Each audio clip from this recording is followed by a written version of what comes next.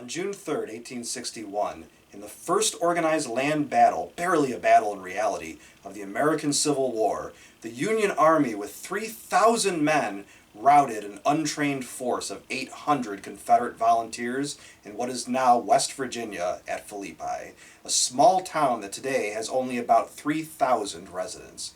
Touted as a huge victory for the Union, this battle would be fairly inconsequential except for the wounding of 2 Confederate soldiers that both required battlefield amputations, one of which fashioned his own homemade artificial leg that proved so successful the wounded soldier founded a company that is America's premier manufacturer of artificial limbs. The Battle of Philippi, or as it was known among the Union troops, the Philippi Races, in a mocking tribute to the fleeing Confederates, is considered the first organized land battle of the Civil War, since the Battle of Fairfax Courthouse on June 1st, 1861, was a chance engagement with no planning.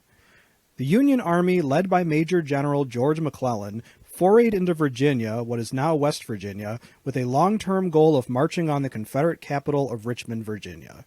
Colonel George Porterfield of the Confederate Army had a ragtag force of poorly armed and virtually untrained men with a mission of recruiting more men in northwestern Virginia and holding Philippi, the site of a strategic bridge over the Tygart Valley River, a key to a main highway in the area.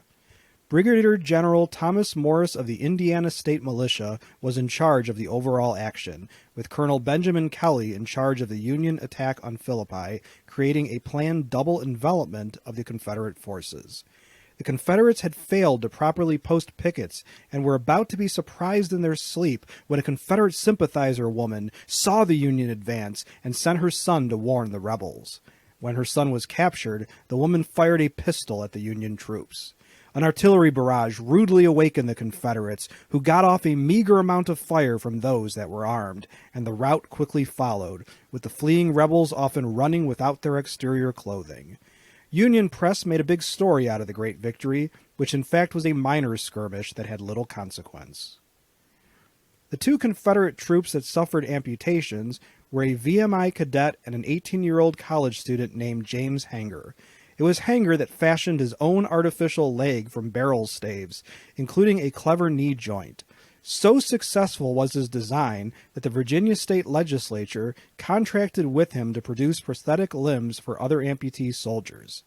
Hanger started a company that became the Hanger Orthopedic Group, aka Hanger Inc., a company with 682 locations in almost every state, 46 to be precise, with 4,600 employees, and that services 1 million patients per year as of 2017. The company also trains therapists and skilled nurses. As with other wars, the American Civil War had a terrible cost, as many as 1 million dead Americans and thousands of crippled soldiers on both sides, many with 1 or more limbs amputated. The horrible carnage did result in some medical advances, including prosthetic limbs, a vital necessity when considering the estimated 60,000 men suffering amputations. Thus, the otherwise minor Battle of Philippi did have some lasting good influence on the future, a rare ray of sunshine in an otherwise bleak war. As a question for my students, and others, what other medical advancements do you know of that came as a result of warfare? Please reply in the comment section below this video. If you liked this video and would like to receive notification of new videos, please feel welcome to subscribe to History and Headlines and become one of our patrons. Your viewership is much appreciated.